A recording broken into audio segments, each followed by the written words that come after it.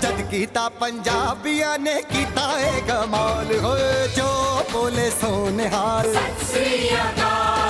हम पंजाबी चैनल के श्रोताओं, आज के कार्यक्रम में मैं आपका स्वागत करता हूं। समय समय पर आपसे मैं गाजियाबाद की नई नई शख्सियत से मुलाकात कराता रहता हूं। आज मैं जिस शख्सियत से आपकी मुलाकात करा रहा हूं, उनका नाम सरदार परमजीत सिंह पम्मी है। आप भारतीय जनता पार्टी के कर्मठ कार्यकर्ता हैं और भी कई सामाजिक संस्थाओं से जुड़े हुए हैं। सबसे पहले मैं परमजीत जी आपका बहुत बहुत स्वागत करता हूं अपने इस कार्यक्रम में। बहुत बहुत धन्यवाद हिमांशु लव जी, आपने मुझे इस लायक समझा।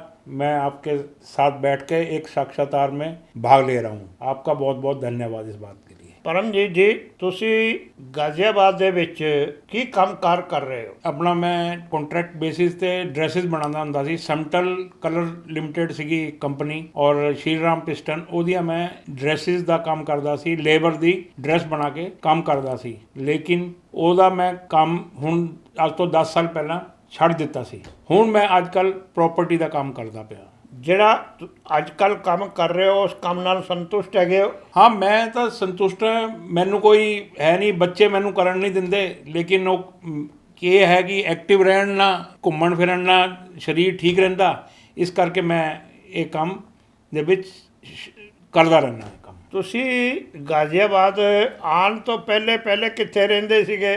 ਅਸੀਂ ਗਾਜ਼ੀਆਬਾਦ ਆਉਣ ਤੋਂ ਪਹਿਲੇ, ਵੈਸੇ ਤਾਂ ਸਾਡਾ ਪਿੱਛੇ ਜਿਹੜਾ ਨਾਨਕੇ ਦਾਦਕੇ ਦੋਨੋਂ ਪੰਜਾਬ ਦੇ ਵਿੱਚ ਹੈ, ਕਿਉਂਕਿ ਮੇਰੇ ਫਾਦਰ ਗੌਰਮੈਂਟ ਸਰਵਿਸ 'ਚ ਸੀਗੇ, ਯੂਨੀਵਰਸਿਟੀ ਗ੍ਰਾਂਟਸ ਕਮਿਸ਼ਨ 'ਚ, ਅਤੇ ਉਹਨਾਂ ਦੀ ਟਰਾਂਸਫਰੇਬਲ ਜੌਬ ਹੁੰਦੀ ਸੀ। ਉਹ ਪਹਿਲਾਂ ਨਾਗਪੁਰ ਵੀ ਰਹੇ, ਨਾਗਪੁਰ ਤੋਂ ਬਾਅਦ ਉਹ ਦਿੱਲੀ ਆ ਗਏ, ਦਿੱਲੀ ਤੋਂ ਬਾਅਦ ਅਸੀਂ ਇੱਥੇ ਗਾਜ਼ੀਆਬਾਦ ਸੈਟਲ ਹੋ ਗਏ। ਪੰਜਾਬ ਤੋਂ ਕਿੱਥੇ ਦੇ ਰਹਿਣ ਵਾਲੇ ਹੋ? ਅਸੀਂ ਪਿੱਛੇ ਜਲੰਧਰ ਤੋਂ। ਜਲੰਧਰ ਮੇਰੇ ਨਾਨਕੇ ਹੈ ਔਰ ਮੇਰੇ ਜਿਹੜੇ ਦਾਦਕੇ ਹੈ ਉਹ ਮੱਲੂ ਪੋਤਾ ਨੀਅਰ ਨਵਾਂ ਸ਼ਹਿਰ ਜਗ੍ਹਾ ਹੈ, ਅਤੇ ਉੱਥੇ ਦੇ ਅਸੀਂ ਰਹਿਣ ਵਾਲੇ ਹਾਂ। ਦਾਦਕੇ ਮੇਰੇ ਉੱਥੇ ਦੇ ਹੈ। ਮਤਲਬ ਤੁਹਾਡਾ ਜਨਮ ਗਾਜ਼ੀਆਬਾਦ ਹੋਇਆ ਜਾਂ ਨਾਗਪੁਰ ਹੋਇਆ ਜਾਂ ਨਵਾਂ ਸ਼ਹਿਰ ਹੋਇਆ? ਨਹੀਂ, ਮੇਰਾ ਜਨਮ ਦਿੱਲੀ ਹੋਇਆ। ਦਿੱਲੀ ਹੋਇਆ? ਹਾਂਜੀ। ਤੇ ਦਿੱਲੀ ਕਿਵੇਂ ਪਹੁੰਚ ਗਏ? ਦਿੱਲੀ ਕਿਉਂਕਿ ਮੇਰੇ ਫਾਦਰ ਦੀ ਸਰਵਿਸ ਟਰਾਂਸਫਰੇਬਲ ਹੁੰਦੀ ਸੀ, ਕਦੀ ਕਿਤੇ ਕਦੀ ਕਿਤੇ, ਅਤੇ ਉਹ ਉਸ ਚੱਕਰ ਦੇ ਵਿੱਚ ਅਸੀਂ ਦਿੱਲੀ ਸਰੋਜਨੀ ਨਗਰ ਕਾਫੀ ਟਾਈਮ ਅਸੀਂ ਰਹੇ ਹਾਂ। ਸਰਕਾਰੀ ਸਰਵਿਸ ਹੋਣ ਦੀ ਵਜ੍ਹਾ ਨਾਲ ਸਾਨੂੰ, ਸਾਡੇ ਫਾਦਰ ਨੂੰ ਨੌਕਰੀ ਦੇ ਵਿੱਚ ਉਹ ਫਲੈਟ ਮਿਲਿਆ ਹੋਇਆ ਸੀ, ਅਸੀਂ ਉੱਥੇ ਸੈਟਲ ਸੀਗੇ। ਤੁਹਾਡੇ ਜਿਹੜੇ ਬਜ਼ੁਰਗ ਰਹੇ ਨੇ, ਜਿਹੜੇ ਤੁਹਾਡੇ ਦਾਦਾ ਜੀ ਔਰ ਬਾਕੀ ਜਿਹੜੇ ਨਵਾਂ ਸ਼ਹਿਰ ਰਹਿੰਦੇ ਸੀ ਅਤੇ ਨਾਨਕੇ ਤੁਹਾਡੇ ਜਲੰਧਰ ਸੀਗੇ, ਉਹਨਾਂ ਦੇ ਕੀ ਕੰਮਕਾਰ ਸੀਗੇ? ਉਹਨਾਂ ਦੇ, ਸਾਡੇ ਦਾਦਕੇ ਦੇ ਤਾਂ ਟੇਲਰ ਦਾ ਹੀ ਕੰਮ ਸੀਗਾ ਜੋ ਮੈਂ ਕੰਮ ਕਰਦਾ ਸੀ। ਮੈਂ ਉਹਨਾਂ ਤੋਂ ਬਾਅਦ ਆਪਣੀ ਪੀੜ੍ਹੀ ਦੇ ਵਿੱਚ, ਕਿਉਂਕਿ ਮੈਂ ਮੇਰੇ ਫਾਦਰ ਸਭ ਤੋਂ ਵੱਡੇ ਉਹਨਾਂ ਦੇ ਬੇਟੇ ਸੀਗੇ, ਉਹਨਾਂ ਤੋਂ ਬਾਅਦ ਮੈਂ ਪਰਿਵਾਰ ਦੇ ਸਭ ਤੋਂ ਵੱਡਾ ਸੀਗਾ, ਅਤੇ ਮੈਂ ਵੀ ਉਹੀਓ ਕੰਮ ਸਿੱਖਿਆ ਜੋ ਸਾਡੇ ਦਾਦਾ ਜੀ ਕੰਮ ਕਰਦੇ ਹੁੰਦੇ ਸੀ। ਉਹ ਹੱਥ ਦੀ ਮਸ਼ੀਨ ਨਾਲ ਸਿਲਾਈ ਕਰਕੇ ਕੱਪੜੇ ਸਿਲਦੇ ਹੁੰਦੇ ਸੀ। ਤੁਸੀਂ ਜਿਹੜਾ ਇਹ ਸਿਲਾਈ ਦਾ ਕੰਮ ਕਰ ਰਹੇ, ਤੁਸੀਂ ਫੈਕਟਰੀ ਲਾਈ ਸੀ ਕੋਈ ਜਾਂ ਹੱਥ ਦੀ ਮਸ਼ੀਨਾਂ ਨਾਲ ਹੀ ਕੰਮ ਕਰਦੇ ਸੀ? ਨਹੀਂ, ਫੈਕਟਰੀ ਸੀ। ਮੇਰੇ ਕੋਲ 8 ਤੋਂ 10 ਬੰਦੇ ਕੰਮ ਕਰਦੇ ਸੀਗੇ ਔਰ ਬੜੇ ਮਤਲਬ ਅੱਛਾ ਕੰਮ ਚੱਲ ਰਿਹਾ ਸੀ ਮੇਰਾ। ਲੇਕਿਨ ਇਸ ਵਿੱਚ ਕੁਝ ਫੈਕਟਰੀਆਂ ਦੀ ਪ੍ਰੋਬਲਮ ਆਉਣੀ ਸ਼ੁਰੂ ਹੋ ਗਈ, ਜਿਹਦੇ ਵਿੱਚ ਪੇਮੈਂਟ ਵਗੈਰਾ ਮਿਲਣਾ ਕੁਝ ਦਿੱਕਤ ਹੋਣੀ ਸ਼ੁਰੂ ਹੋ ਗਈ, ਅਤੇ ਮੈਂ ਫਿਰ ਉਹ ਕੰਮ ਥੋੜ੍ਹਾ ਹੌਲੀ ਹੌਲੀ ਕਰਕੇ ਉਹਨੂੰ ਘਟਾ ਦਿੱਤਾ ਔਰ ਉਹ ਫਿਰ ਮੈਂ ਬੰਦ ਕਰਤਾ ਕੰਮ। ਜਿਸਲੇ ਤੁਸੀਂ ਦਿੱਲੀੋਂ ਗਾਜ਼ੀਆਬਾਦ ਆ ਕੇ ਸ਼ਿਫਟ ਹੋਏ ਹੋ ਅਤੇ ਤੁਸੀਂ ਤਾਂ ਨਵੇਂ ਸਿਰੇ ਤੋਂ ਹੀ ਸਾਰੇ ਖੜੇ ਹੋਏ ਹੋਗੇ। ਹਾਂਜੀ, ਕਿਉਂਕਿ ਮੈਂ ਉਸ ਟਾਈਮ ਪੜ੍ਹਦਾ ਹੁੰਦਾ ਸੀ ਜਦੋਂ ਅਸੀਂ ਗਾਜ਼ੀਆਬਾਦ 1965 'ਚ ਆਏ ਹਾਂ। ਅਸੀਂ ਇਸ ਤੋਂ ਪਹਿਲਾਂ ਸ਼ਾਦਰੇ ਇੱਕ ਮਕਾਨ 'ਚ ਕਿਰਾਏ 'ਤੇ ਰਹਿੰਦੇ ਸੀਗੇ। ਉਸ ਤੋਂ ਬਾਅਦ GDA ਨੇ ਪਲਾਟ ਕੱਟੇ ਸੀਗੇ। ਸਾਡੇ ਫਾਦਰ ਜੀ ਨੇ ਸਰਕਾਰੀ ਨੌਕਰ ਸੀਗੇ, ਅਤੇ ਉਹ ਪਲਾਟ ਨਿਕਲੇ ਸੀ ਤਾਂ ਉਹਨਾਂ ਨੇ ਉਹਦੇ ਵਿੱਚ ਫਾਰਮ ਦਾ, ਮਕਾਨ ਦਾ ਪਲਾਟ ਲੈਣ ਦਾ ਫਾਰਮ ਭਰਿਆ ਸੀਗਾ। ਉਸ ਤੋਂ ਬਾਅਦ ਜਦੋਂ ਸਾਨੂੰ 65 ਦੇ ਵਿੱਚ ਪਲਾਟ ਅਲਾਟ ਹੋ ਗਿਆ, ਉਸ ਤੋਂ ਬਾਅਦ ਅਸੀਂ ਗਾਜ਼ੀਆਬਾਦ ਆ ਕੇ ਪੁਰਾਣੇ ਆਰੀਆ ਨਗਰ ਚੋਪੜਾ ਨਿਵਾਸ 'ਚ ਰਹਿਣਾ ਸ਼ੁਰੂ ਕੀਤਾ ਔਰ ਅਸੀਂ ਉੱਥੇ 5 ਸਾਲ ਰਹੇ। ਉੱਥੋਂ ਹੀ ਰਹਿ ਕੇ ਅਸੀਂ ਆਪਣਾ ਮਕਾਨ ਕਵੀ ਨਗਰ H ਬਲਾਕ 'ਚ ਅਸੀਂ ਮਕਾਨ ਬਣਾਇਆ। ਉਸ ਤੋਂ ਬਾਅਦ ਅਸੀਂ 70 ਦੇ ਵਿੱਚ ਕਵੀ ਨਗਰ ਆ ਕੇ ਰਹਿਣਾ ਸ਼ੁਰੂ ਕਰਤਾ। ਮਤਲਬ ਕਵੀ ਨਗਰ H ਬਲਾਕ ਵਾਲਾ ਜਿਹੜਾ ਮਕਾਨ ਹੈ ਤੁਸੀਂ 1970 'ਚ ਮੈਂ ਬਣਾਇਆ ਸੀ। ਮੈਂ ਔਰ ਮੇਰੀ ਮਦਰ ਆਉਂਦੇ ਹੁੰਦੇ ਸੀ, ਅਸੀਂ ਉੱਥੋਂ ਹੀ ਆਰੀਆ ਨਗਰ ਤੋਂ ਆਉਣਾ, ਪੈਦਲ ਆਉਣਾ, ਰਿਕਸ਼ੇ 'ਤੇ ਆਉਣਾ। ਮੈਂ 9th ਕਲਾਸ 'ਚ ਉਦੋਂ ਪੜ੍ਹਦਾ ਹੁੰਦਾ ਸੀ, ਅਤੇ ਸਾਡੀ ਮਦਰ ਔਰ ਮੈਂ ਪੂਰੇ ਦਿਨ ਅਸੀਂ ਰਹਿ ਕੇ ਉੱਥੇ ਮਕਾਨ ਸੈਟਲ ਕੀਤਾ। ਔਰ ਫਾਦਰ ਸਾਡੇ ਸਰਵਿਸ ਕਰਦੇ ਸੀ, ਇਸ ਕਰਕੇ ਉਹ ਡੇਲੀ ਜਾਂਦੇ ਸੀਗੇ ਆਪਣੀ ਨੌਕਰੀ 'ਤੇ। ਤੁਹਾਡੀ ਜਿਹੜੀ ਸਿੱਖਿਆ ਵੇ, ਤੁਸੀਂ ਪੜ੍ਹੇ ਲਿਖੇ ਕਿੱਥੋਂ ਤੱਕ ਹੋ ਅਤੇ ਕਿਹੜੇ ਕਾਲਜ 'ਚ ਗਾਜ਼ੀਆਬਾਦ ਦੇ ਕਿਹੜੇ ਸਕੂਲ ਕਾਲਜ 'ਚ ਪੜ੍ਹੇ? ਮੇਰੀ ਸਿੱਖਿਆ ਦੇਖੋ ਜ਼ਿਆਦਾ ਹੈ ਨਹੀਂ, ਮੈਂ ਜ਼ਿਆਦਾ ਪੜ੍ਹਿਆ ਨਹੀਂ ਕਿਉਂਕਿ ਪੜ੍ਹਾਈ 'ਚ ਜਿਹੜਾ ਕਮਜ਼ੋਰ ਸੀਗਾ, ਲੇਕਿਨ ਮੈਂ 10ਵੀਂ ਕਲਾਸ ਪਾਸ ਕੀਤੀ ਹੋਈ ਹੈ ਔਰ MMH ਕਾਲਜ 'ਚ ਹੀ ਰਹਿ ਕੇ ਮੈਂ ਸਾਰੀ ਸਟੱਡੀ ਕੀਤੀ ਹੈ 10ਵੀਂ ਤੱਕ। ਮਤਲਬ 10ਵੀਂ ਤੋਂ ਬਾਅਦ ਨਹੀਂ ਪੜ੍ਹੇ? ਨਹੀਂ, 10ਵੀਂ ਤੋਂ ਬਾਅਦ ਸਾਡੇ ਫਾਦਰ ਨੇ ਕਿਹਾ ਕਿ ਕੋਈ ਮੈਂ ਤੈਨੂੰ ਸਰਕਾਰੀ ਨੌਕਰੀ ਨਹੀਂ ਲਗਾ ਕੇ ਦੇਣੀ, ਨਾ ਉਹਨੂੰ ਕਰਨ ਦੇਣਾ, ਤੂੰ ਆਪਣਾ ਕੰਮ ਖੋਲ, ਤੈਨੂੰ ਮੈਂ ਉਹ ਕੰਮ ਸੈਟਲ ਕਰ ਦਾਂਗਾ। ਤੇ ਉਹਦੇ ਬਾਅਦ ਤੁਸੀਂ ਆਪਣੇ ਇਹ ਡਰੈਸਾਂ ਸਿਲਣ ਦਾ ਕੰਮ ਕਰ ਉਹ ਤੋਂ ਬਾਅਦ ਫਿਰ ਉਹਨਾਂ ਨੇ ਮੈਨੂੰ 8 ਮਹੀਨੇ 10 ਮਹੀਨੇ ਲਈ ਮੈਨੂੰ ਇੱਕ ਟ੍ਰੇਨਿੰਗ ਸੈਂਟਰ 'ਚ ਪਾਇਆ। ਉਹ ਮੈਂ ਜਾਂਦਾ ਸੀ ਸਰੋਜਨੀ ਨਗਰ। ਸਾਡੇ ਬਜ਼ੁਰਗ ਸੀਗੇ, ਉਹ ਵੀ ਸਰਦਾਰ ਜੀ ਸੀਗੇ, ਬਹੁਤ ਵੈਲ ਮਤਲਬ ਉਹ ਸੀਗੇ। ਮੈਂ ਉਹਨਾਂ ਤੋਂ ਹੀ 8 ਮਹੀਨੇ 10 ਮਹੀਨੇ 'ਚ ਕੰਮ ਸਿੱਖ ਕੇ ਮੈਂ ਆਪਣਾ ਕੰਮ ਖੋਲ੍ਹ ਲਿਆ ਸੀ। ਤੁਸੀਂ ਪਹਿਲੇ ਇੱਥੇ ਗਾਜ਼ੀਆਬਾਦ ਕਿਹੜੀ ਜਗ੍ਹਾ ਆਪਣਾ ਕੰਮ ਖੋਲ੍ਹਿਆ? ਇੱਥੇ ਕਵੀ ਨਗਰ 'ਚ ਹੀ ਖੋਲ੍ਹਿਆ। ਕੋਠੀ 'ਚ ਹੀ? ਨਹੀਂ, ਕੋਠੀ 'ਚ ਨਹੀਂ, F ਬਲੋਕ ਕਵੀ ਨਗਰ F ਬਲੋਕ ਮਾਰਕੀਟ ਹੈਗੀ ਆ, ਉਹਦੇ ਵਿੱਚ ਮੈਂ ਦੁਕਾਨ ਕਿਰਾਏ ਤੇ ਲਿੱਤੀ ਸੀ। ਮੈਂ ਉਹਦੇ ਵਿੱਚ ਹੀ ਕੰਮ ਕੀਤਾ। ਮਤਲਬ ਜਿੰਨਾ ਟਾਈਮ ਹੀ ਤੁਸੀਂ ਆਪਣਾ ਟੇਲਰਿੰਗ ਦਾ ਕੰਮ ਕੀਤਾ ਹੈ ਤੇ ਤੁਸੀਂ ਮਤਲਬ ਉੱਥੇ F ਬਲੋਕ ਦੁਕਾਨ ਤੇ ਹੀ ਕਰਦੇ? ਹਾਂ, ਅੱਜ ਵੀ ਮੇਰੀ ਆਫਿਸ ਉੱਥੇ ਹੀ ਹੈ। ਉਸੇ ਦੁਕਾਨ ਦੇ ਵਿੱਚ ਮੈਂ ਆਪਣਾ ਪ੍ਰਾਪਰਟੀ ਦਾ ਆਫਿਸ ਬਣਾਇਆ ਹੋਇਆ, ਕਿਉਂਕਿ ਮੈਂ ਉਹ ਕੰਮ ਬੰਦ ਕਰਤਾ ਸੀ। ਉਸ ਤੋਂ ਬਾਅਦ ਮੈਂ ਪ੍ਰਾਪਰਟੀ ਦਾ ਕੰਮ ਚਾਲੂ ਕਰਤਾ ਸੀ। ਹੁਣ ਤੁਹਾਡੇ ਪਰਿਵਾਰ ਦੇ ਵਿੱਚ, ਤੁਹਾਡੇ ਵਿਅਕਤੀਗਤ ਆਪਣੇ ਪਰਿਵਾਰ ਵਿੱਚ ਇਸ ਲਈ ਕਿੰਨੇ ਬੱਚੇ ਨੇ? ਮੇਰੇ 2 ਬੱਚੇ ਨੇ ਜੀ, बेटा है और एक बिटिया है। मेरी बिटिया सैटल्ड है, आज प्रेजेंट ਦੇ ਵਿੱਚ ਦੁਬਈ ਸੈਟਲ ਹੋਈ ਹੈ, ਹੁਣੇ ਰੀਸੈਂਟਲੀ ਹੋਈ ਹੈ, ਕਰੀਬ 3-4 ਮਹੀਨੇ ਹੋਏ ਆ। ਉੱਥੇ ਉਹ ਸਰਵਿਸ ਕਰਦੇ ਮੈਟ ਲਾਈਫ ਇੰਸ਼ੋਰੈਂਸ ਕੰਪਨੀ 'ਚ। ਔਰ ਮੇਰਾ ਬੇਟਾ ਪਿਕਚਰਾਂ 'ਚ ਕੰਮ ਕਰਦਾ ਹੈ। ਲਵ ਰੰਜਨ ਗੁਪਤਾ ਹੈ, डायरेक्टर है, जो अभी हुणे सोनू दे टीटू दी स्वीटी दी पिक्चर आई सी एक। ਹਾਂਜੀ, ਉਹ ਹੀ ਲਵ ਰੰਜਨ ਗੁਪਤਾ ਦੀ ਹੈ ਔਰ ਉਹਦੇ ਵਿੱਚ ਹੀ ਮਤਲਬ ਮੇਰਾ ਬੇਟਾ ਉੱਥੇ ਪ੍ਰੋਡਕਸ਼ਨ ਦਾ ਕੰਮ ਸਾਰਾ ਦੇਖਦਾ ਹੈ। ਅੱਜ ਕੱਲ੍ਹ ਉਹ ਬੰਬੇ ਰਹਿੰਦਾ ਹੈ, ਲੇਕਿਨ ਉਹਦੇ ਬੱਚੇ ਮੇਰੇ ਨਾਲ ਹੀ ਰਹਿੰਦੇ ਨੇ। ਉਹਨਾਂ ਦੇ ਛੋਟੇ ਬੱਚੇ ਦੋਨੋਂ ਪੜ੍ਹਦੇ ਨੇ। ਇੱਕ 7 ਸਾਲ ਦੀ ਬੇਟੀ ਹੈ ਔਰ 2.5 ਸਾਲ ਦਾ ਮੇਰਾ ਪੋਤਾ ਹੈਗਾ, ਉਹ ਇੱਥੇ ਹੀ ਹੈ। ਔਰ ਉਹਨਾਂ ਦੀ ਮਿਸਿਸ ਵੀ ਮੇਰੇ ਕੋਲ ਹੀ ਰਹਿੰਦੇ ਨੇ। ਯਾਨੀ ਕਿ ਤੁਹਾਡੀ ਨੂੰਹ ਤੁਹਾਡੇ ਕੋਲ ਹੀ ਰਹਿੰਦੀ ਹੈ? ਹਾਂ, ਉਹ ਵਿੱਚ 15 ਦਿਨ, ਮਹੀਨੇ ਬਾਅਦ, 2 ਮਹੀਨੇ ਬਾਅਦ ਉਹਦਾ ਰਾਊਂਡ ਲੱਗਦਾ ਰਹਿੰਦਾ। ਫਿਰ ਉਹ ਆ ਕੇ ਮੇਰੇ ਕੋਲ ਰਹਿੰਦਾ। ਫਿਰ ਜਦੋਂ ਵਾਪਸ ਉੱਥੋਂ ਕੰਮ ਦਾ ਕੋਈ ਆਦੇਸ਼ ਆਉਂਦਾ ਤੇ ਫਿਰ ਉਹ ਕੰਮ ਦੇ ਵਿੱਚ ਫਿਰ ਬੰਬੇ ਵਾਪਸ ਚਲੇ ਜਾਂਦਾ। ਬੱਚਾ ਤੁਹਾਡਾ ਜਿਹੜਾ ਮੁੰਡਾ ਵੇ ਉਹ ਠੀਕ ਸੈਟਲ ਹੋ ਗਿਆ ਹੈ ਕਿ ਨਹੀਂ? ਨਹੀਂ, ਬਿਲकुल ਸੈਟਲਡ ਹੈ, ਬਹੁਤ ਅੱਛੀ ਤਰ੍ਹਾਂ ਸੇ ਕੰਮ ਕਰਦਾ ਉਹ। ਔਰ ਜਿਹੜਾ ਉਹਦਾ ਲਵ ਰੰਜਨ ਗੁਪਤਾ ਡਾਇਰੈਕਟਰ ਹੈ, ਉਹਦਾ ਬਿਲਕੁਲ ਲੰਗੋਟੀਆ ਯਾਰ ਹੈ, ਇਕੱਠੇ ਪੜ੍ਹੇ ਹੋਏ ਆ। ਤੇ ਉਹਨੂੰ ਪ੍ਰੋਡਕਸ਼ਨ ਦਾ ਕੰਮ ਸਾਰਾ ਔਰ ਫਾਈਨੈਂਸ ਵਗੈਰਾ ਦਾ ਕੰਮ ਸਾਰਾ ਉਹੀਓ ਦੇਖਦਾ। ਉਹਦੇ ਸਾਰੇ ਕੰਮ ਉੱਪਰਲੇ ਸਾਰੇ ਕੰਮ ਉਹੀਓ ਕਰਦਾ ਹੈਗਾ। ਤੁਹਾਡੇ ਆਪਣੇ ਘਰ ਦੇ ਵਿੱਚ ਸਾਰਾ ਖਾਣਾ ਪੰਜਾਬੀ ਖਾਣਾ ਬਣਦਾ? ਬਿਲਕੁਲ ਪੰਜਾਬੀ ਹੀ ਖਾਣਾ ਬਣਦਾ, ਪੰਜਾਬੀ ਹੀ ਅਸੀਂ ਖਾਂਦੇ ਹਾਂ। ਔਰ ਪੰਜਾਬੀ ਵਾਲਾ ਖਾਣਾ ਤੁਹਾਨੂੰ ਪਤਾ ਹੀ ਹੈ ਕਿ ਪੰਜਾਬੀ ਖਾਣੇ ਦੀ ਸਵਾਦ ਹੀ ਅਲੱਗ ਹੁੰਦਾ। ਤੇ ਉਹੀਓ ਸਾਡੇ ਹਿਸਾਬ ਦਾ ਖਾਣਾ ਬਣੇਗਾ ਤਦ ਹੀ ਸਾਨੂੰ ਅੱਛਾ ਲੱਗਦਾ। ਅਸੀਂ ਬਾਹਰਲਾ ਖਾਣਾ ਵੀ, ਮੈਂ ਤਾਂ ਬਾਹਰਲਾ ਖਾਣਾ ਵੀ ਬਹੁਤ ਘੱਟ ਖਾਂਦਾ। ਤੇ ਘਰ 'ਚ ਪਰੌਂਠੇ ਸ਼ਰੌਂਠੇ ਬਣਦੇ ਆ? ਹਾਂ, ਪਰੌਂਠੇ ਵਗੈਰਾ ਖੂਬ ਬਣਦੇ ਆ। ਪਰੌਂਠੇ ਜਦੋਂ ਮੌਸਮ ਹੁੰਦਾ ਤੇ ਅਦਲਾ ਬਦਲੀ ਕਰਕੇ ਕਦੀ ਕੁਛ ਸਾਡੀ ਮਿਸਿਸ ਕਦੀ ਕੋਈ ਕਿਸੇ ਤਰ੍ਹਾਂ ਦਾ ਪਰੌਂਠਾ, ਕੋਈ ਕਿਸੇ ਤਰ੍ਹਾਂ ਦਾ ਪਰੌਂਠਾ ਬਣਾ ਕੇ ਖਿਲਾਉਂਦੀ ਹੈ ਜੀ। ਘਰ ਦੇ ਵਿੱਚ ਜਨਾਨੀਆਂ ਜਿਹੜੀਆਂ ਨੇ, ਨੂੰਹ ਹੈ ਤੁਹਾਡੀ ਵਾਈਫ ਹੈ, ਬੇਟੀ ਹੈ ਤੁਹਾਡੀ, ਹਾਲਾਂਕਿ ਉਹਨੂੰ ਦੁਬਈ ਚਲੀ ਗਈ, ਹਾਂਜੀ, ਉਹ ਪੰਜਾਬੀ ਕੱਪੜੇ ਪਾਉਂਦੇ ਨੇ ਕਿ ਨਹੀਂ? ਪੰਜਾਬੀ ਕੱਪੜੇ ਹੀ ਪਾਉਂਦੇ ਆ। ਕੋਈ ਫੰਕਸ਼ਨ ਹੋਵੇ ਤੇ ਉਹ ਗੱਲ ਦੂਜੀ ਹੈ, ਲੇਕਿਨ ਘਰ ਦੇ ਵਿੱਚ ਉਹ ਪੰਜਾਬੀ ਕੱਪੜੇ ਹੀ ਪਾ ਕੇ ਰਹਿੰਦੇ ਆ। ਕਿ ਮੇਰੀ ਬੇਟੀ ਕਿਉਂਕਿ ਪੱਲੀ ਬੜੀ ਯੂਪੀ ਦੇ ਵਿੱਚ ਹੀ ਹੈ ਤੇ ਉਹ ਉਨੀ ਪੰਜਾਬੀ ਬੋਲਦੀ ਹੈ, ਲੇਕਿਨ ਉਨੀ ਨਹੀਂ ਬੋਲ ਪਾਉਂਦੀ। ਲੇਕਿਨ ਅਸੀਂ ਘਰ ਦੇ ਵਿੱਚ ਵੀ, ਮੇਰੀ ਮਿਸਿਸ ਜਿਹੜੀ ਹੈ ਉਹ ਜ਼ਿਆਦਾਤਰ ਹਿੰਦੁਸਤਾਨੀਆਂ ਦੇ ਪਰਿਵਾਰਾਂ 'ਚ ਰਹੀ, ਜਿੱਥੇ ਪਲੀ ਬੜੀ ਨਈ ਸੜਕ 'ਤੇ ਰਹਿੰਦੇ ਸੀ ਉਹ।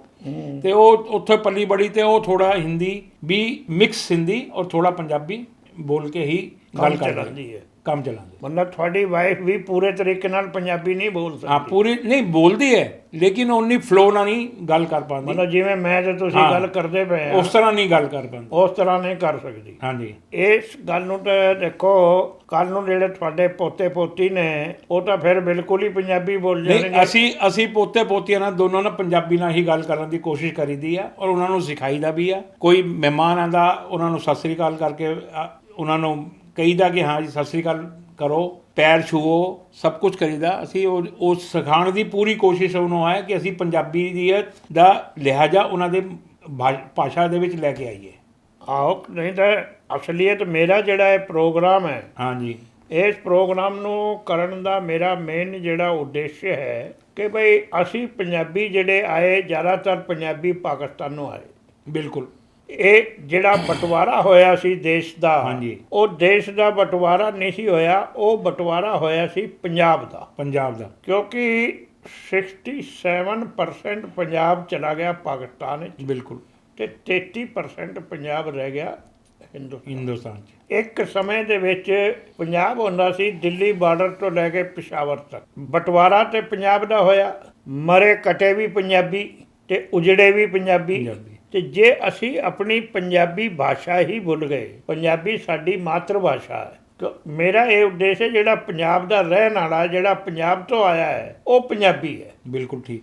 ਕਿਉਂਕਿ ਪੰਜਾਬੀ ਕੋਈ ਬਰਾਦਰੀ ਨਹੀਂ ਹੈ, ਪੰਜਾਬੀ ਇੱਕ ਭਾਸ਼ਾ ਹੈ। ਭਾਸ਼ਾ ਇਹ ਸਾਡੀ ਮਾਤਰ ਭਾਸ਼ਾ, ਹਿੰਦੀ ਸਾਡੀ ਰਾਸ਼ਟਰ ਭਾਸ਼ਾ ਹੈ। ਤੇ ਜਿਹੜੀ ਅਸੀਂ ਆਪਣੀ ਮਾਂ ਬੋਲੀ ਭਾਸ਼ਾ ਨੂੰ ਹੀ ਭੁੱਲ ਜਾਵਾਂਗੇ, ਜਿਹੜੀ ਮਾਤਰ ਭਾਸ਼ਾ ਹੈ, ਤੇ ਫਿਰ ਤਾਂ ਕੰਮ ਖਰਾਬ ਹੋ ਜਾਏਗਾ ਨਾ। ਠੀਕ ਗੱਲ। ਤੇ ਇਸ ਕਰਕੇ ਬੱਚਿਆਂ ਨੂੰ, ਆਪਣੀ ਵਾਈਫ ਨੂੰ ਵੀ, ਠੀਕ ਹੈ ਇੱਕ ਸਮਾਂ ਨਿਕਲ ਗਿਆ ਕਿ ਬਈ ਹਿੰਦੀ ਜ਼ਿਆਦਾ ਬੋਲਣੀ ਪੈਂਦੀ ਹੈ, ਘਰੋਂ ਬਾਹਰ ਜਿੰਨੀ ਮਰਜ਼ੀ ਹਿੰਦੀ ਵੀ ਬੋਲੋ, ਪੰਜਾਬੀ ਬੋਲੋ, ਨਾਲ ਮਿਲੇ ਉਹਨੇ ਨਾਲ ਪੰਜਾਬੀ ਬੋਲੋ, ਲੇਕਿਨ ਘਰ ਦੇ ਵਿੱਚ ਤਾਂ ਪਿਓਰ ਪੰਜਾਬੀ ਹੋਣੀ ਚਾਹੀਦੀ। ਤੁਸੀਂ ਇਸ ਮੇਰੀ ਗੱਲ ਨਾਲ ਸਹਿਮਤ ਹੋ? ਬਿਲਕੁਲ ਮੈਂ ਸਹਿਮਤ ਹਾਂ।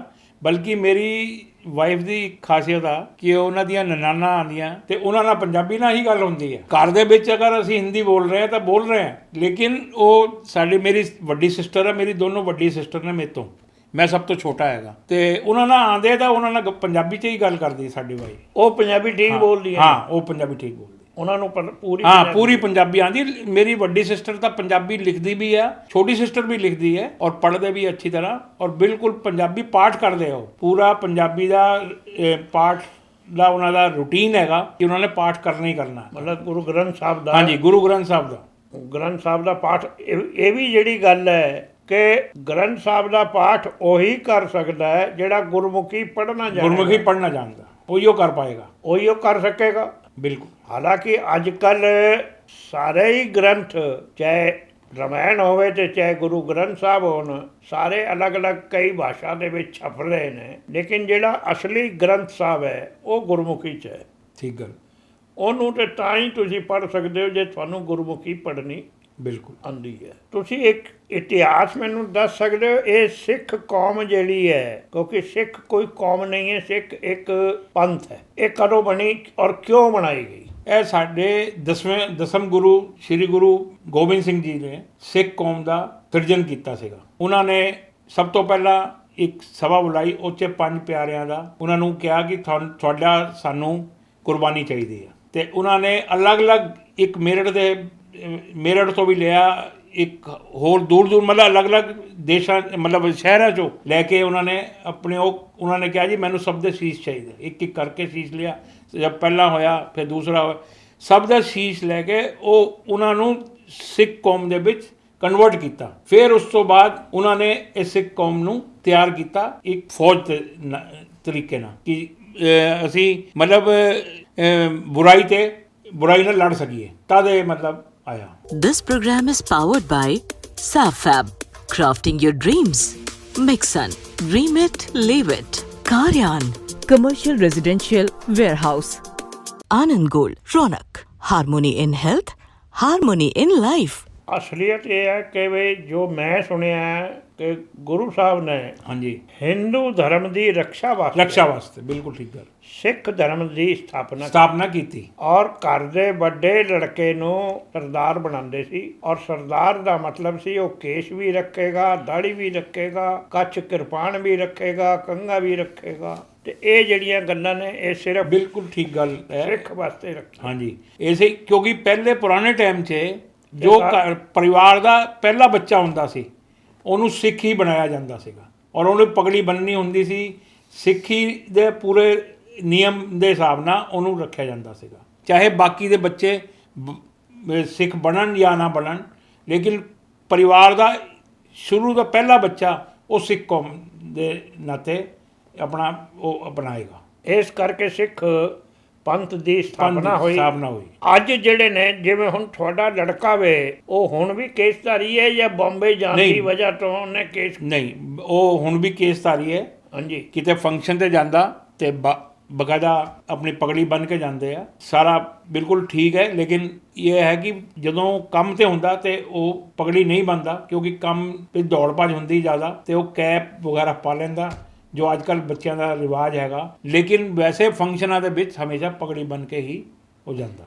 ਨਹੀਂ, ਜਿਵੇਂ ਛੋਟੇ ਬੱਚਿਆਂ ਨੂੰ ਪੱਗ ਨਹੀਂ ਬੰਨ੍ਹਦੇ, ਉੱਤੇ ਕੱਪੜਾ ਬੰਨ੍ਹ ਕੇ ਤੇ ਜੂੜੀ ਨੂੰ ਵਿੱਚੋਂ ਖੜਾ ਕਰਦੇ ਨੇ, ਉਹਨੂੰ ਕੀ ਕਹਿੰਦੇ ਨੇ? ਰੁਮਾਲਾ ਜਿਹੜਾ ਬੰਨ੍ਹਦੇ ਨੇ ਉਹ ਇਸ ਤਰ੍ਹਾਂ ਜੀ ਪਟਕਾ ਹੁੰਦਾ, ਉਹਨੂੰ ਪਟਕਾ ਕਹਿੰਦੇ ਪੰਜਾਬੀ 'ਚ। ਇੱਕ ਚੀਜ਼ ਮੈਂ ਹੋਰ ਜਾਣਨਾ ਚਾਹੁੰਦਾ ਸੀ ਕਿ ਗੁਰਦੁਆਰੇ ਜਦੋਂ ਵੀ ਜਾਓ, ਹੁਣੇ ਪਿੱਛੇ ਮੈਨੂੰ ਇੱਕ ਰਸਮ ਪਗੜੀ 'ਚ ਜਾਣਾ ਪਿਆ, ਤੇ ਮੈਂ ਇੱਕੋ ਗੱਲ ਆਪਣੇ ਦਿਮਾਗ 'ਚ ਰੱਖੀ ਵੀ ਸਿਰ ਢੱਕ ਕੇ ਜਾਣਾ ਗੁਰਦੁਆਰੇ। ਮੈਂ ਕਿਹਾ ਬਈ ਮੈਂ ਤਾਂ ਟੋਪੀ ਪਾਈ ਜੀ ਹੈ, ਹਾਂਜੀ ਹਾਂਜੀ, ਤੇ ਸਿਰ ਤਾਂ ਢਕੇ ਹੀ ਹੋਇਆ, ਤੇ ਮੈਨੂੰ ਗੁਰਦੁਆਰੇ ਦੇ ਵਿੱਚ ਜਾਣ ਤੋਂ ਰੋਕਤਾ ਉਹਨਾਂ ਨੇ। ਕਹੇ ਜੀ ਨਹੀਂ ਜੀ, ਤੁਸੀਂ ਪਹਿਲੇ ਇਹ ਪਟਕਾ ਬੰਨੋ ਤੇ ਇਹ ਟੋਪੀ ਨੂੰ ਜੇਬ ਵਿੱਚ ਰੱਖੋ, ਇਹ ਪਟਕਾ ਬੰਨ੍ਹ ਕੇ ਤੁਸੀਂ ਗੁਰਦੁਆਰੇ ਜਾਂਦੇ ਹੋ। ਇਹਦਾ ਕੀ ਕਾਰਨ ਹੈ? ਇਹਦਾ ਕਾਰਨ ਹੈ ਕਿ ਬਸ ਕੈਪ ਗੁਰਦੁਆਰੇ ਵਿੱਚ ਅਲਾਉ ਹੀ ਨਹੀਂ ਹੈਗੀ। ਕੈਪ ਨਹੀਂ, ਆਪ ਉੱਥੇ ਗੁਰਦੁਆਰੇ ਦੇ ਬਾਹਰ ਇੱਕ ਟੋਕਰੀ ਵਗੈਰਾ ਰੱਖੀ ਹੁੰਦੀ ਆ, ਉੱਚੇ ਪਟਕੇ ਰੱਖੇ ਹੁੰਦੇ, ਪੀਲੇ ਰੰਗ ਦੇ ਪਟਕੇ ਰੱਖੇ ਹੁੰਦੇ ਆ। ਜਿਹੜਾ ਵੀ ਬੰਦਾ ਆਵੇ ਉਹ ਪਟਕਾ ਸਿਰ ਤੇ ਬੰਨ੍ਹ ਕੇ ਉਹ ਮੱਥਾ ਟੇਕਣ ਜਾ ਸਕਦਾ ਹੈ। ਟੋਪੀ ਦੇ ਵਿੱਚ ਅਲਾਉ ਨਹੀਂ ਹੈ ਕਿਸੇ ਨੂੰ ਵੀ ਕਿ ਟੋਪੀ ਪਾ ਕੇ ਜਾਵੇ। ਈਵਨ ਕਿ ਟੋਪੀ ਦੇ ਨਾਲ ਨਾਲ ਪੈਰਾਂ ਦੇ ਵਿੱਚ ਜੁਰਾਬਾਂ ਵੀ ਨਹੀਂ ਹੋਣੀਆਂ ਚਾਹੀਦੀਆਂ। ਹਾਂਜੀ, ਨੰਗੇ ਪੈਰ ਹੋਣਾ ਚਾਹੀਦਾ, ਜੁਰਾਬਾਂ ਵੀ ਨਹੀਂ ਪਾਉਣ। ਗੁਰਦੁਆਰੇ ਦੇ ਬਾਹਰ ਪੈਰ ਧੋ ਕੇ ਜਾਣਾ ਪੈਂਦੇ, ਜਲ ਦੇ ਉੱਪਰੋਂ ਨਹੀਂ ਨਿਕਲ ਕੇ ਜਾਣਾ ਹੈ। ਬਿਲਕੁਲ, ਜੁਰਾਬਾਂ ਵੀ ਨਹੀਂ ਪਾਉਣ ਦੇਣਾ, ਜੁਰਾਬਾਂ ਵੀ ਨਹੀਂ ਪਾਉਣ, ਅਲਾਉ ਨਹੀਂ ਹੈ। ਹਾਂਜੀ, ਕਿਉਂਕਿ ਇਹ ਤਾਂ ਦੋ ਤਾਂ ਮੈਨੂੰ ਗੱਲ ਸਮਝ ਆ ਗਈ ਸੀ। ਹਾਂਜੀ ਹਾਂਜੀ, ਕਿ ਬਈ ਚਰਨ ਧੋ ਕੇ ਜਾਣਾ। ਜੁਰਾਬਾਂ ਦਾ ਕਾਰਨ ਇੱਕੋ ਹੀ ਹੈਗਾ ਕਿ ਜੁਰਾਬਾਂ ਅਸੀਂ ਬੂਟ ਪਾਉਂਦੇ ਹਾਂ, ਕੋਈ ਚਮੜੇ ਦਾ ਹੁੰਦਾ, ਕੋਈ ਕੈਸਾ ਹੁੰਦਾ, ਕਿਤੇ ਘੁੰਮਦੇ ਤੇ ਉਹਦੀ ਸ਼ੁੱਧਤਾ ਉਨੀ ਨਹੀਂ ਰਹਿ ਪਾਉਂਦੀ ਜੁਰਾਬਾਂ ਦੀ। ਇਸ ਕਰਕੇ ਜੁਰਾਬਾਂ ਉਤਾਰ ਕੇ ਹੀ ਜਾਣਾ ਹੁੰਦਾ ਔਰ ਪੈਰ ਧੋ ਕੇ ਅੰਦਰ ਐਂਟਰੀ ਕਰਦੇ ਆ। ਮੈਂ ਇਹ ਦੇਖਿਆ ਕਿ ਬਈ ਸਰਦਾਰਾਂ ਦੇ ਵਿੱਚ ਆਪਣੇ ਗੁਰਦੁਆਰਿਆਂ ਜਾ ਕੇ ਦਾਨ, ਬਿਲਕੁਲ ਗੁਪਤ ਦਾਨ, ਪਤਾ ਨਹੀਂ ਕਿੰਨਾ ਕਿੰਨਾ ਕਰ ਆਉਂਦੇ ਹੈ, ਇਹਨਾਂ ਕੋਈ ਪਤਾ ਨਹੀਂ ਲੱਗਦਾ। ਇਹ ਤਾਂ ਗੱਲ ਠੀਕ ਹੈ ਜੀ, ਉਹ ਹੁਣ ਆਪਣੀ ਸ਼ਰਧਾ ਹੁੰਦੀ ਹੈ। ਜਿੱਦਾਂ ਹੁਣ ਕੋਈ ਵੀ ਕਰਨਾ ਕਿਸੇ ਨੇ ਦਾਨ, ਉਹ ਕਈ ਵਾਰੀ ਬਹੁਤ ਸਾਰੇ ਤਾਂ ਦਿਖਾਵਾ ਕਰਕੇ, ਪਰਚੀ ਕਟਵਾ ਕੇ, ਬਹੁਤ ਸਾਰੇ ਇਹ ਹੁੰਦੇ ਕਿ ਪਰਚੀ ਕਟਵਾਉਣੀ ਨਹੀਂ, ਕੁਛ ਨਹੀਂ ਕਰਨਾ, ਦਾਨ ਗੋਲਕ 'ਚ ਪਾਤਾ, ਕੰਮ ਖਤਮ। ਉਹਨਾਂ ਨੇ ਆਪਣੇ ਵੱਲੋਂ ਦੇ ਦਿੱਤਾ ਬਾਬਾ ਜੀ ਲਈ, ਬਸ ਉਹਨਾਂ ਨੇ ਕੋਈ ਨਾਮ ਕਰਾਉਣ ਲਈ ਥੋੜ੍ਹੀ ਦਾਨ ਦੇਣਾ, ਬਿਨਾਂ ਨਾਮ ਤੋਂ ਵੀ ਦਾਨ ਦਿੱਤੇ ਜਾਂਦੇ ਆ। ਕਿਉਂਕਿ ਮੈਂ ਅੰਮ੍ਰਿਤਸਰ ਸੀਗਾ ਗੁਰਦੁਆਰੇ 'ਚ, ਜਿਹੜਾ ਸਭ ਤੋਂ ਵੱਡਾ ਗੁਰਦੁਆਰਾ ਸਾਡਾ, ਉੱਥੇ ਇੱਕ ਵਾਰੀ ਬਾਈ ਚਾਂਸ ਹੀ ਮੈਂ ਰਾਤ ਦਾ ਟਾਈਮ ਸੀ, ਦਰਸ਼ਨ ਕਰਨ ਗਏ, ਤੇ ਉੱਥੇ ਗੁਲਕ ਖੋਲੀ ਜੀ। ਹਾਂਜੀ, ਉਹਦੇ ਵਿੱਚੋਂ ਸੋਨੇ ਦੀ ਚੇਨਾਂ ਵੀ, ਅੰਗੂਠੀਆਂ ਵੀ, ਤੇ ਬਹੁਤ ਸਮਾਨ ਸੋਨੇ ਦਾ ਨਿਕਲਿਆ, ਡਾਲਰ ਵੀ ਨਿਕਲ ਰਹੇ ਨੇ, ਤੇ ਇੰਡੀਅਨ ਕਰੰਸੀ ਤਾਂ ਹੁੰਦੀ ਹਾਂਜੀ ਹਾਂਜੀ। ਇਹਦੇ ਪਿੱਛੇ ਦਾ ਕੀ ਰਾਜ ਹੈ? ਇਹਦੇ ਪਿੱਛੇ ਤਾਂ ਉਹੀ ਹੋਇਆ ਜੀ ਕਿ ਮੇਰੀ ਆਪਣੀ ਸ਼ਰਧਾ ਹੈ ਕਿ ਮੈਂ ਅੱਜ ਅੰਮ੍ਰਿਤਸਰ ਜਾ ਰਿਹਾ ਤੇ ਮੈਂ ਕੁਝ ਕਰਕੇ ਆਊਂਗਾ। ਉਹ ਬਸ ਦਿਖਾਵਾ ਨਹੀਂ ਕਰਨਾ, ਬਿਨਾਂ ਦਿਖਾਵੇ ਤੇ ਚੁੱਪਚਾਪ ਹੀ ਗੁੱਲਕ ਦੇ ਵਿੱਚ ਪਾਇਆ ਆਉਣਾ। ਉਹ ਜਦੋਂ ਗੁੱਲਕ ਖੁੱਲ੍ਹਦੀ ਉਦੋਂ ਪਤਾ ਲੱਗਦਾ ਜੀ ਹਾਂ ਜੀ, ਇਸ ਕਿਸੇ ਨੇ ਚੇਨ ਪਾਤੀ, ਕਿਸੇ ਨੇ ਕਾਂਟੇ ਪਾਤੇ, ਕਿਸੇ ਨੇ ਕੁਝ ਪਾ ਗਿਆ, ਕਿਸੇ ਨੇ ਪੈਸੇ ਪਾਤੇ, ਤੇ ਇੱਦਾਂ ਹੀ ਦਾਨ ਗੁਪਤ ਦਾਨ ਹੁੰਦਾ, ਉਹ ਗੁਪਤ ਦਾਨ ਹੀ ਕਹਿਲਾਇਆ ਜਾਂਦਾ ਜੀ। 1984 ਦਾ ਦੰਗੇ ਫਸਾਦ ਤੁਸੀਂ ਦੇਖੇ ਹੋਣੇ ਹੈ? ਬਿਲਕੁਲ ਦੇਖਿਆ। ਕਿਆ ਤੁਹਾਡੇ ਪਰਿਵਾਰ ਨੂੰ ਤਾਂ ਕੋਈ ਨੁਕਸਾਨ ਨਹੀਂ ਹੋਇਆ? ਨਹੀਂ, ਮੇਰੇ ਪਰਿਵਾਰ ਨੂੰ ਤਾਂ ਨਹੀਂ ਹੋਇਆ ਕੋਈ ਵੀ ਨੁਕਸਾਨ, ਲੇਕਿਨ ਸਾਡੇ ਜਿਹੜੇ ਜੀ ਬਲੋਕ 'ਚ ਗੁਰਦੁਆਰਾ ਸੀਗਾ, ਉੱਥੇ ਕੁਝ ਨੁਕਸਾਨ ਕਰਕੇ ਗਏ ਸੀਗੇ। ਉੱਥੇ ਦੇ ਭਾਈ ਜੀ ਨੂੰ ਵੀ ਉਹ ਕਰ ਗਏ ਸੀ, ਮਤਲਬ ਮਾਰ ਦਿੱਤਾ ਗਿਆ ਸੀ, ਔਰ ਉੱਥੇ ਅੱਗ ਵੀ ਲਗਾ ਦਿੱਤੀ ਸੀ। ਤੇ ਸਾਡੇ ਪਰਿਵਾਰ ਦੇ ਵਿੱਚ 2-3 ਫੈਮਲੀਆਂ ਮੇਰੇ ਇਕੱਠੀਆਂ ਰਹਿੰਦੀਆਂ, ਮੇਰੇ ਚਾਚਾ ਜੀ ਰਹਿੰਦੇ ਸੀ ਨਾਲ। ਸਾਡੇ ਉੱਥੇ ਐਚ ਬਲੋਕ 'ਚ ਨਹੀਂ ਹੋ ਪਾਇਆ ਸੀ, ਤੇ ਅਸੀਂ ਫਿਰ ਸਾਡੇ ਫਾਦਰ ਫਿਰ ਬਾਅਦ 'ਚ ਗਏ, ਗੁਰਦੁਆਰੇ ਵਿੱਚ ਗਏ। ਉਹ ਭਾਈ ਜੀ ਰਹਿੰਦੇ ਸੀ ਇੱਥੇ ਆਪਣਾ ਦੌਲਤਪੁਰਾ 'ਚ ਰਹਿੰਦੇ ਸੀਗੇ, ਤੇ ਉਹਨਾਂ ਦਾ ਮਰਡਰ ਕਰਤਾ ਸੀ ਉਹਨਾਂ ਨੇ। ਉਹ ਉਮਰ ਉਹਨਾਂ ਦੀ ਕਾਫੀ ਸੀਗੀ ਉਸ ਟਾਈਮ, ਮੇਰੇ ਖਿਆਲ 70 ਸਾਲ ਦੇ ਕਰੀਬ ਸੀਗੇ ਉਹਨਾਂ ਦੀ ਉਮਰ। ਤੇ ਲੇਕਿਨ ਸਾਡੇ ਜੀ ਬਲੋਕ ਗੁਰਦੁਆਰੇ 'ਚ ਨੁਕਸਾਨ ਹੋਇਆ ਸੀ। ਹੋਰ ਤੁਹਾਡੇ ਆਸ-ਪਾਸ ਕਵੀ ਨਗਰ ਦੇ ਵਿੱਚ ਆਸ-ਪਾਸ ਹੋਰ ਵੀ ਹੋਏ ਸੀ, ਜਿਹਦਾ ਨਵਰੰਗ ਥੀਏਟਰ ਵਾਲੇ ਹੈਗੇ ਆ, ਉਹਨਾਂ ਦਾ ਵੀ ਲੁੱਟ-ਪਾਟ ਹੋਈ ਸੀਗੀ ਉੱਥੇ ਕੋਠੀ 'ਤੇ। ਹਾਂ, ਪੂਰੀ ਕੋਠੀ ਦੇ ਵਿੱਚ ਲੁੱਟ-ਪਾਟ ਕਰਤੀ ਸੀ ਉਹਨਾਂ ਨੇ, ਨਵਰੰਗ ਥੀਏਟਰ ਵਾਲਿਆਂ ਦੇ। ਉਹ ਐਫ ਬਲੋਕ 'ਚ 55 ਨੰਬਰ ਹੈਗਾ ਉਹਨਾਂ ਦਾ, 54-55 ਨੰਬਰ ਹੈਗਾ, ਉੱਥੇ ਉਹਨਾਂ ਨੇ ਲੁੱਟ-ਪਾਟ ਕੀਤੀ ਸੀਗੀ। ਬਾਕੀ ਐਸਾ ਕੋਈ ਘਟਨਾ ਤੁਹਾਨੂੰ ਨਹੀਂ ਯਾਦ? ਨਹੀਂ, ਮੇਰੇ ਪਿਤਾ ਜੀ ਨੇ ਸਰਵੇ ਕੀਤਾ ਸੀਗਾ, ਉਦੋਂ ਗਾਜ਼ੀਆਬਾਦ 'ਚ ਲਗਭਗ 21 ਤੋਂ 22 ਕੈਜੂਅਲਟੀਆਂ ਹੋਈਆਂ ਸੀ। ਉਹਨਾਂ ਨੇ ਬਲਕਿ ਇੱਕ ਲਿਸਟ ਵੀ ਤਿਆਰ ਕੀਤੀ ਸੀ, ਉਹ ਕੰਮ ਵੀ ਕਰ ਰਹੇ ਸੀ ਉਹਦੇ ਉੱਤੇ, ਤੇ ਉਹ ਇਹ ਚਾਹ ਰਹੇ ਸੀ ਕਿ ਅਸੀਂ ਉੱਪਰ ਸਰਕਾਰ ਨਾਲ ਲੜ ਕੇ ਉਹਨਾਂ ਲਈ ਕੁਛ ਨਾ ਕੁਛ ਮੁਆਵਜ਼ਾ ਲੈ ਕੇ ਦੇਵਾਂਗੇ। ਲੇਕਿਨ ਉਸ ਤੋਂ ਬਾਅਦ ਸਾਡੇ ਫਾਦਰ ਦੀ ਅਨਫੋਰਚੂਨੇਟਲੀ ਡੈਥ ਹੋ ਗਈ ਤੇ ਉਹ ਕੰਮ ਮੇਰੇ ਫਾਦਰ ਦਾ ਕੰਮ ਵਿੱਚੇ ਹੀ ਛੁੱਟ ਗਿਆ। ਦੂਸਰਾ ਤੁਸੀਂ ਇਹ ਦੱਸੋ, ਹੁਣ ਗਾਜ਼ੀਆਬਾਦ ਦੇ ਵਿੱਚ ਚੁਣਾਵੀ ਮਾਹੌਲ ਹੈ, ਤੁਸੀਂ ਪੰਜਾਬੀ ਕੌਮ ਨੂੰ, ਜਿਹੜੀ ਪੰਜਾਬੀ ਬਰਾਦਰੀ ਹੈ, ਇਹਨੂੰ ਤੁਸੀਂ ਕਿੱਥੇ ਖੜਾ ਪਾਉਂਦੇ ਹੋ? ਦੇਖੋ ਜੀ, ਮੈਂ ਤਾਂ ਇਸ ਗੱਲ ਦੇ ਵਿੱਚ, ਮੈਨੂੰ ਹੀ ਆਪਣੀ ਪਾਰਟੀ ਦੇ ਵਿੱਚ ਹੋ ਗਏ 30-35 ਸਾਲ ਕੰਮ ਕਰਦੇ ਕਰਦੇ। ਅਸੀਂ ਤਾਂ ਚਾਹੁੰਦੇ ਹਾਂ ਕਿ ਹਾਂ ਬਈ ਹੁਣ ਇੱਕ ਮੌਕਾ ਆਇਆ ਤੇ ਕਿਉਂ ਨਾ ਕਿਸੇ ਪੰਜਾਬੀ ਨੂੰ ਟਿਕਟ ਮਿਲੇ ਤੇ ਉਹਨੂੰ ਆਪਣੇ ਗਾਜ਼ੀਆਬਾਦ ਦੀ ਵੀ ਸੇਵਾ ਕਰਨ ਦਾ ਮੌਕਾ ਮਿਲ ਜਾਏ। ਅਸੀਂ ਵੀ ਚਾਹੁੰਦੇ ਹਾਂ ਕਿ ਕਿਸੇ ਪੰਜਾਬੀ ਨੂੰ ਟਿਕਟ ਮਿਲਣਾ ਚਾਹੀਦਾ। ਹੁਣ ਬਾਕੀ ਉੱਪਰ ਜਿਹੜਾ ਸੰਗਠਨ ਹੈਗਾ ਉਹ ਕੀ ਕਰਦਾ ਹੈਗਾ, ਉਹ ਉੱਪਰ ਵਾਲਾ ਹੀ ਜਾਣਦਾ। ਅਸੀਂ ਤਾਂ ਚਾਹੁੰਦੇ ਹਾਂ ਕਿ ਕਿਸੇ ਪੰਜਾਬੀ ਨੂੰ ਟਿਕਟ ਮਿਲਣੀ ਚਾਹੀਦੀ ਆ। ਪਰਮਜੀਤ ਜੀ, ਤੁਸੀਂ ਜਿਵੇਂ ਕਹਿ ਰਹੇ ਹੋ ਕਿ ਬਈ ਪੰਜਾਬੀਆਂ ਨੂੰ ਟਿਕਟ ਮਿਲਣੀ ਚਾਹੀਦੀ ਹੈ, ਪੰਜਾਬੀ ਵੀ ਅੱਗੇ ਆਉਣੇ ਚਾਹੀਦੇ ਹੈ, ਤੇ ਇਹ ਪੰਜਾਬੀਆਂ ਨੂੰ ਹੀ ਟਿਕਟ ਕਿਉਂ ਮਿਲੇ?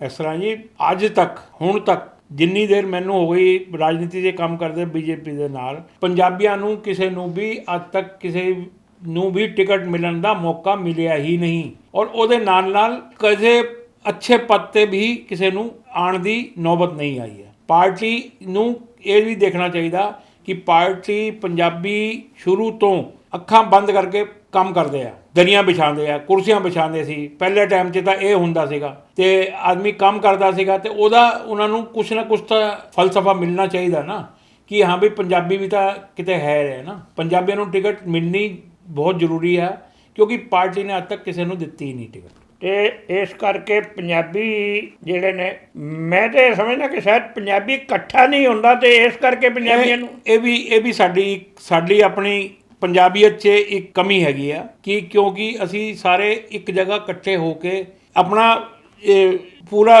ਵਜੂਦ ਦਿਖਾ ਨਹੀਂ ਪਾਉਂਦੇ ਆ। ਕਿਉਂਕਿ ਅਗਰ ਇੱਕ ਦੂਸਰੇ ਨੂੰ ਕੱਟਣ ਲਈ ਵੀ ਤਿਆਰ ਰਹਿੰਦੇ ਆ ਕਿ ਹਾਂ ਵੀ ਉਹ ਅੱਗੇ ਨਾ ਵੱਧ ਜਾਏ, ਉਹ ਅੱਗੇ ਨਾ ਵੱਧ ਜਾਏ। ਅਗਰ ਅਸੀਂ ਸਾਰੇ ਇੱਕ ਜਗ੍ਹਾ ਇਕੱਠੇ ਹੋ ਜਾਵਾਂਗੇ, ਸਾਡਾ ਇੱਕ ਪਾਰਟੀ ਦੇ ਨਾਤੇ ਸਾਡਾ ਇੱਕ ਵਜੂਦ ਉਹਨਾਂ ਨੂੰ ਨਜ਼ਰ ਆਏਗਾ ਕਿ ਹਾਂ ਵੀ ਇਹ ਸਾਰੇ ਇੱਕ ਜਗ੍ਹਾ ਇਕੱਠੇ ਹੈਗੇ ਆ, ਪੰਜਾਬੀ 'ਚ ਏਕਤਾ ਹੈਗੀ ਹੈ। ਦੇਖੋ, ਹਾਲਾਂਕਿ ਤੁਸੀਂ ਕਵੀ ਨਗਰ ਰਹਿੰਦੇ ਹੋ ਤੇ ਉਹ ਮੁਰਾਦ ਨਗਰ ਵਿਧਾਨ ਸਭਾ ਖੇਤਰ 'ਚ ਹੈ, ਬਿਲਕੁਲ। ਲੇਕਿਨ ਇਲੈਕਸ਼ਨ ਹੁਣ ਹੋਣਾ ਹੈ ਸ਼ਹਿਰ 'ਚ, ਲੇਕਿਨ ਕਿਉਂਕਿ ਰਹਿੰਦੇ ਤਾਂ ਗਾਜ਼ੀਆਬਾਦ ਹੀ ਹੋ, ਤੇ ਜਿਹੜਾ ਸ਼ਹਿਰ ਦਾ ਵਿਧਾਨ ਸਭਾ ਖੇਤਰ ਹੈ, ਤੇ ਇੱਕ ਵਾਰੀ ਪਿੱਛੇ ਖਬਰ ਛਪੀ ਸੀ ਅਖਬਾਰ ਵਿੱਚ ਕਿ ਸ਼ਹਿਰ ਵਿਧਾਨ ਸਭਾ ਦੇ ਵਿੱਚ ਪੰਜਾਬੀਆਂ ਦੀ ਸੰਖਿਆ 11,000 ਹੈ। ਹਾਂ, ਆਇਆ ਸੀ, ਅਖਬਾਰ 'ਚ ਆਇਆ ਸੀ, ਤੁਸੀਂ ਪੜ੍ਹਿਆ ਨਾ? ਕਰੰਟ ਕ੍ਰਾਈਮ 'ਚ ਆਇਆ ਸੀ ਇਹ। ਤੇ ਤੁਸੀਂ ਇਸ ਗੱਲ ਨਾਲ ਸਹਿਮਤ ਹੋ ਕਿ 11,000 ਹੀ ਪੰਜਾਬੀ ਹੋਣਾ? ਨਹੀਂ ਜੀ, ਨਹੀਂ, ਉਹ ਗਲਤ ਸੀ। ਉਹ ਗਲਤ ਖਬਰ ਵੀ ਗਲਤ ਛਪੀ ਸੀ, ਕਿਉਂਕਿ ਉਹ ਇਹ ਜ਼ਿਆਦਾ ਦਿਖਾਣਾ ਹੀ ਨਹੀਂ ਚਾਹੁੰਦੇ ਸੀ, ਕਿਉਂਕਿ ਉਹਦੇ ਵਿੱਚ ਵੀ ਕੁਛ ਨਾ ਕੁਛ ਸਾਜ਼ਿਸ਼ ਰਹੀ ਹੈ ਕਿ ਅਗਰ ਸੰਖਿਆ ਜ਼ਿਆਦਾ ਦਿਖਾਵਾਂਗੇ ਤੇ ਪੰਜਾਬੀਆਂ ਦਾ ਵਜੂਦ ਹੋਰ ਉੱਚਾ ਹੋਏਗਾ। ਉਹ ਵਜੂਦ ਨਾ ਦਿਖੇ, ਉਹ ਘੱਟ ਸੰਖਿਆ ਦਿਖਾ ਕੇ ਉਹਨੂੰ ਅਖਬਾਰ 'ਚ ਖਬਰ ਛਪਵਾਈ ਗਈ। ਮੇਰੇ ਮੁਤਾਬਕ 48,000 ਪੰਜਾਬੀ ਗਾਜ਼ੀਆਬਾਦ ਵਿਧਾਨ ਸਭਾ ਖੇਤਰ 'ਚ ਮਤਦਾਤਾ ਹੈ ਵੇ। ਬਿਲਕੁਲ ਹੈ। 40-42 ਹਜ਼ਾਰ ਮਤਦਾਤਾ ਵੈਸ਼ਯ ਸਮਾਜ ਦਾ ਹੈ। ਬਿਲकुल है। शहरी सीट ਜਿਹੜੀ है शहर 56 नंबर कई जन वैश्य समाज की टिकट है, ऐसा क्यों है? बस वो शुरू तो कुछ ऐसा ਬਣਿਆ ਆ ਰਿਹਾ ਕਿ ਹਾਂ ਵੀ ਵੈਸ਼ਯ ਵੈਸ਼ਯ ਵੈਸ਼ਯ। ਕਦੀ ਪੰਜਾਬੀਆਂ ਨੇ ਟਿਕਟ ਮੰਗਿਆ ਵੀ ਤੇ ਪੂਰੇ ਜ਼ੋਰ ਸ਼ੋਰ 'ਚ ਨਹੀਂ ਮੰਗ ਪਾਏ। ਹੁਣ ਮੰਗ ਰਹੇ ਆ ਤੇ ਹੁਣ ਉਹਨਾਂ ਨੂੰ ਮੇਰੇ ਹਿਸਾਬ ਨਾਲ ਜ਼ਰੂਰ ਇੱਕ ਮੌਕਾ ਪੰਜਾਬੀਆਂ ਨੂੰ ਦੇਣਾ ਚਾਹੀਦਾ, ਜਿੰਨਾ ਪੰਜਾਬੀਆਂ ਦੀ ਵੀ ਇੱਕ ਉਹ ਬਣ ਸਕੇ, ਆਪਣੀ ਵਜੂਦ ਬਣ ਸਕੇ ਕਿ ਹਾਂ ਬਈ ਪੰਜਾਬੀਆਂ 'ਚ ਵੀ ਕੁਝ ਦਮ ਹੈ। ਬਾਕੀ ਐਸੀ ਕੋਈ ਗੱਲ ਹੋਵੇ ਜਿਹਨੂੰ ਤੁਸੀਂ ਆਪਣੀ ਤਰਫੋਂ ਕਹਿਣਾ ਚਾਹੁੰਦੇ ਹੋ? ਨਹੀਂ, ਬਸ ਮੇਰਾ ਤਾਂ ਇਹ ਹੈ ਕਿ ਪਾਰਟੀ ਨੂੰ ਇਸ ਬਾਰੇ ਸੋਚਣਾ ਚਾਹੀਦਾ, ਕਿਉਂਕਿ ਪੰਜਾਬੀ ਅੱਖ ਬੰਦ ਕਰਕੇ ਸੇਵਾ ਕਰਦਾ, ਜਨ ਸੰਘ ਤੋਂ ਲੈ ਕੇ ਬੀਜੇਪੀ ਤੱਕ, ਔਰ ਉਹਨਾਂ ਦਾ ਜਿਹੜੀ ਸੇਵਾ ਹੈ, ਸੇਵਾ ਭਾਵ ਦਾ ਰਿਜ਼ਲਟ ਜ਼ਰੂਰ ਪਾਰਟੀ ਨੂੰ ਦੇਣਾ ਚਾਹੀਦਾ ਕਿ ਹਾਂ ਵੀ ਉਹ ਪੰਜਾਬੀਆਂ ਨੂੰ ਕਿਤੇ ਨਾ ਕਿਤੇ सेटल करने की कोशिश करे और अच्छे पद पे भेजने की कोशिश करे। धन्यवाद परमजीत जी, आज आप मेरे कार्यक्रम में अपना कीमती समय निकाल के आए, मैं आपका बहुत आभारी। मैं तो हिमांशु जी आपका ज़्यादा धन्यवाद करना चाहूँगा कि आपने मेरे तुच्छ जैसे आदमी को आपने अपनी इस जगह पे बुला के मेरा इतना मान सम्मान बढ़ाया। मैं आपका शायद आभारी कभी इसको नहीं भूल पाऊँगा। आपके लिए बहुत बहुत धन्यवाद। हम पंजाबी चैनल के श्रोताओं, आज मैंने आपकी मुलाकात गाज़ियाबाद के श्री परमजीत सिंह पम्मी जी से कराई। आगे भी मैं और गाजियाबाद की चुनिंदा शख्सियतों से आपकी मुलाकात कराता रहूँगा। जब तक के लिए आप हमारे से जुड़े रहिए और हमारे चैनल हम पंजाबी को लाइक करिए, शेयर करिए और सब्सक्राइब करिए। और सब्सक्राइब करना ना भूलें। यदि आपने सब्सक्राइब ना किया हो तो आप सब्सक्राइब करें ताकि चैनल सर्वप्रथम आपको देखने को मिले। धन्यवाद मित्रों। This program is powered by SafFab, crafting your dreams. Mixon, dream it, live it. Karyan, Commercial Residential Warehouse. Anand Gold, Ronak, harmony in health, harmony in life. ਜਦ ਕੀਤਾ ਪੰਜਾਬੀਆਂ ਨੇ ਕੀਤਾ ਏ ਕਮਾਲ ਹੋਏ ਜੋ ਬੋਲੇ ਸੋ ਨਿਹਾਲ। ਸਤਿ ਸ੍ਰੀ ਅਕਾਲ।